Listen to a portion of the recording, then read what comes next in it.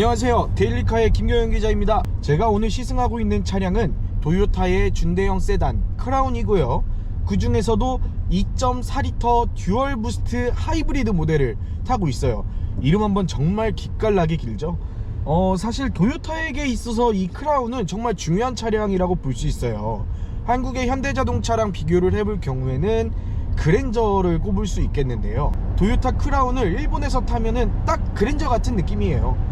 이 사람 사회에서도 자리를 잡았고 어느 정도의 소득 수준을 가지고 있구나 라는 이런 사회적 분위기가 있습니다. 그런데 이 크라운이 달라졌어요. 요즘 그랜저도 많이 젊어져서 30대 후반 정도의 소비자들이 많이 찾고 있는데 크라운도 마찬가지예요. 점점 시간이 지날수록 소비자층이 젊어지고 있어요. 그래서 이 크라운이 파격적인 변신을 합니다. 기존의 이 세단 고전적인 3박스 디자인부터 시작을 해가지고 일본 자동차를 대변하는 그런 좀 중후한 멋을 풍겼다면, 이 크라운은 뭐 SUV 모델도 있고 CUV 모델도 있고 지금 세단 모델도 있고 여러가지 버전이 나와 있어요. 그 수많은 모델 중 한 모델, 이 세단 모델이 한국에 들어온 거거든요. 그런 만큼 포용력이 높다고 볼 수도 있고요. 완성도도 꽤 뛰어난 편입니다. 상품성도 끝내주고요. 자, 우선 승차감에 대해서 이야기하지 않을 수가 없어요. 굉장히 부드럽습니다. 오히려 렉서스의 ES보다도 더 부드러운 승차감을 연출한 것 같아요. 승차감이 전방적으로 굉장히 부드럽습니다. 에어 서스펜션이 장착됐다고 해도 과언이 아닐 정도인데요. 유철 구간을 지날 때도, 고른 노면을 지날 때도 굉장히 부드러워요. 그럼에도 불구하고 이 크라운은 2.4L 듀얼 부스트 엔진을 탑재를 했잖아요. 그래서 연비가 좋은 것은 기본 덕목이고요. 거의 스포츠카 수준이에요. 그래서 이렇게 스포츠 모드로 잠깐 변경을 해서 앞으로 좀 급가속을 해보면, 이야, 좀 차량들이 많이 있어서 가속을 좀 오래 할 수는 없는데, 사실 저희는 많은 차량을 타다 보니까 조금만 밟아와도 이 차의 전반적인 성격을 파악할 수가 있거든요. 이 발진 성능이 꽤나 뛰어난 편입니다. 그럼에도 불구하고 연비가 꽤나 뛰어난데요. 지금 80km에서 순간 연비가 지금 거의 10km 초반대가 나오고 있어요. 그럼 하이브리드임에도 불구하고 연비가 이 10km 초반밖에 나오지 않는 거는 문제가 있는 거 아니냐 라고 생각하실 수도 있는데, 이 도요타 크라운 최고 출력이 348마력이란 말이에요. 이 단순히 공인연비로만 판단하기에는 좀 어려운 부분이 있는 점이죠. 거의 스포츠카의 버금가는 성능을 가지고 있는 건데도 이런 부드러운 승차감을 연출해냈다는 것은 정말 기가 막히고 코가 막힙니다. 지금도 느껴지시겠지만 제가 요철 구간을 지나니까 이 상하 바운싱 되는 폭이 꽤 큰 편이에요. 그럼에도 불구하고 이 질감이 굉장히 고급스럽습니다. 마치 쇼퍼들 입은 차량을 타고 있는 듯한 느낌이 들어요. 그래서 이 도요타 크라운의 주행 모드를 보게 되면 지금 변경을 할 건데요.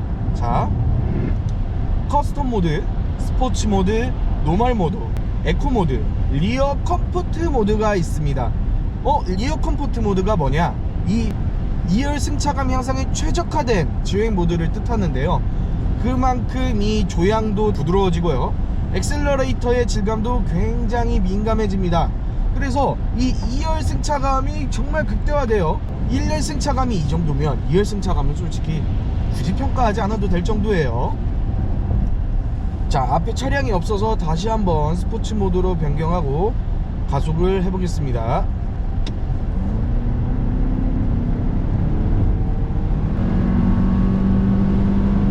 도요타는 자기들이 뭘 잘하는지를 알고 있어요.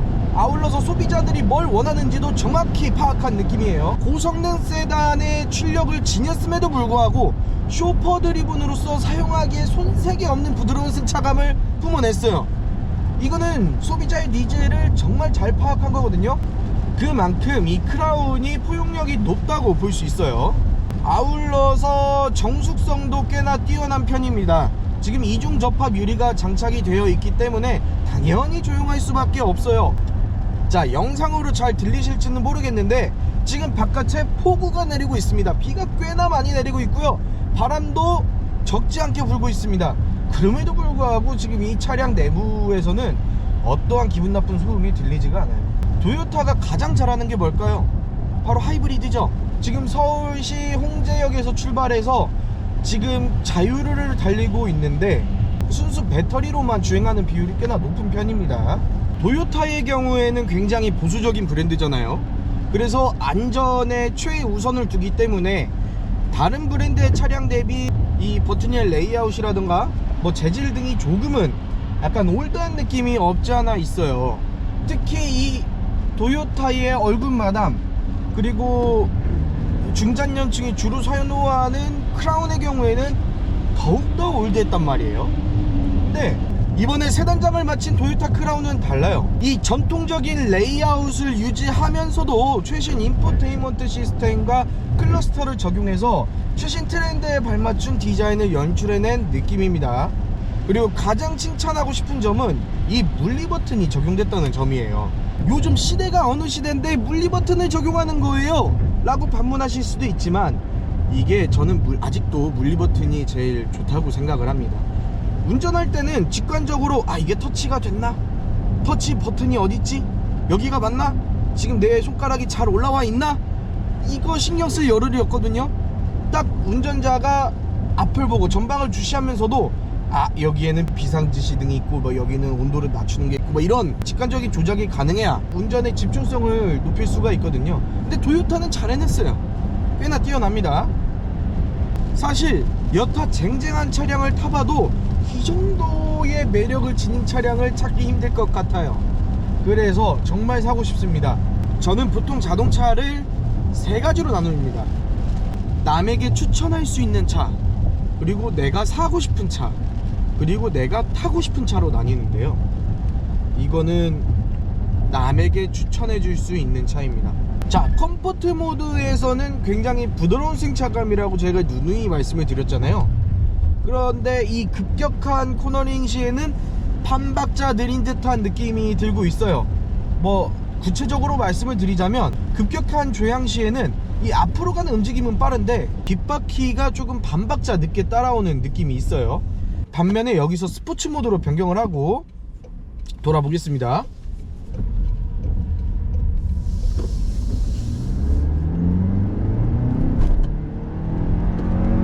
그렇지, 이거예요.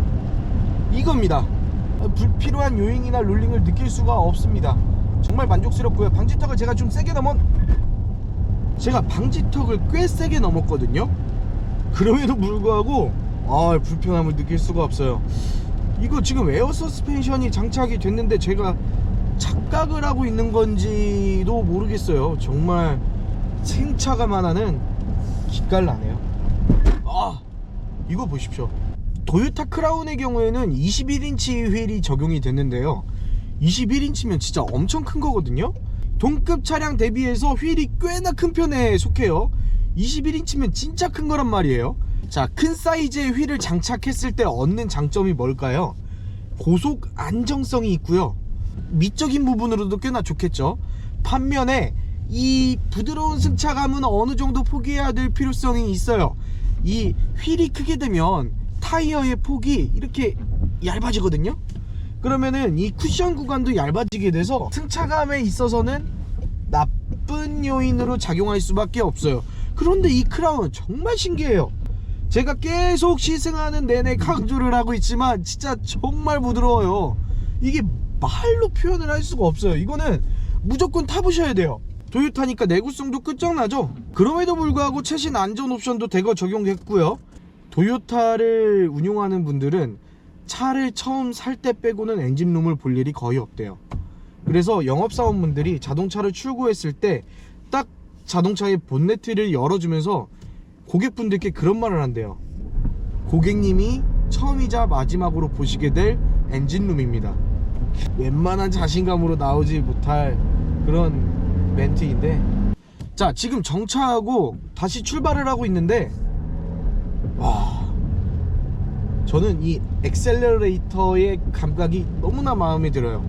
이 보통 하이브리드 차량의 경우에는 엔진이 가동될 때 불쾌한 진동이랑 소음이 필연적으로 발생할 수밖에 없거든요. 그런데 이거 진짜 신기해요. 도요타 이거 어떻게 했는지 모르겠는데 정말 이질감도 느껴지지 않고 소음도 굉장히 정숙해요. 이거 거의 플러그인 하이브리드 수준이라고 해도 과언이 아니거든요. 역시 하이브리드 명가는 뭐가 달라도 다르긴 하네요. 자, 최고 출력이 348마력이란 말이에요. 그래서 이 도심 구간에서나 뭐 고속주행 영역에서도 부족함을 느낄 수가 없어요. 지금 잠깐 밟아보면 스포츠카예요. 이 정도 가속력을 뽐내면서도 이 하이브리드의 특장점인 높은 효율성을 연출해냈어요. 300마력이 국민마력이라고 불리긴 하지만 이 정도의 상품성을 지닌 차가 몇 대나 있겠어요. 지금 조금 넓은 공터에 오긴 왔는데 제가 잠깐 잡아 돌려보겠습니다.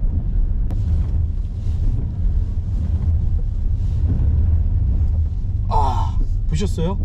이 코너를 말아 돌아가요. 심지어 컴포트 모드였단 말이에요. 제가 이 스포츠 모드로 잠깐 변환을 해서 이렇게 달려보면, 자,